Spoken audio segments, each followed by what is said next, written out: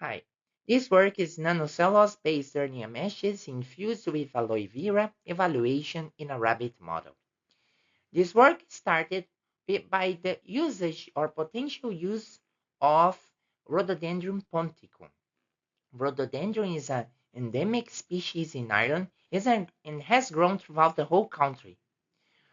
In this work, we obtained the sawdust from the branches of this plant and pretreated with tempo chemical reaction at 60 degrees for 12 hours.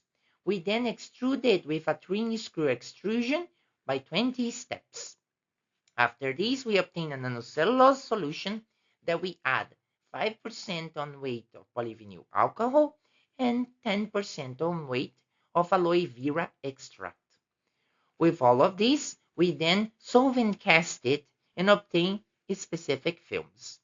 With these films, we then added or surgically used as a for hernia wounds.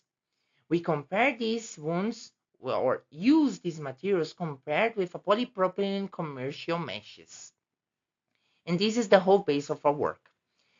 The results in this work shows that by adding or the amount of is nanocellulose and aloe vera added to the PVA film, we notice an increase in the melting point on the PVA, but not only that, it decreased the heat flow of this specific melting point.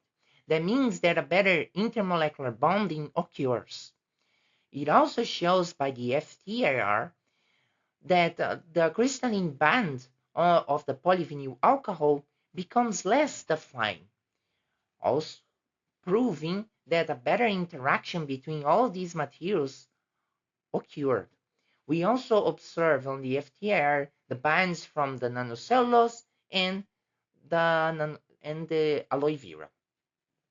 We can see after 7, we did this test at 7 and 14 days on in vivo evaluation in rabbits and observed that the polypropylene meshes obtain some very specific results compared to the aloe vera.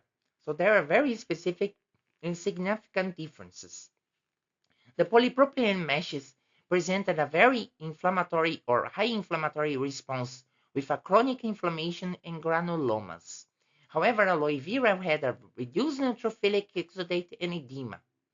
Also, the fibroblast counts was increased at 7 days for the nanofilms with aloe vera and maintained at 14 days compared to a lower proliferation on polypropylene. Also, we noticed some foreign body reactions with the polypropylene meshes with granuloma formation, multinucleated giant cells, compared to an absent reaction with the nanocellulose and aloe vera.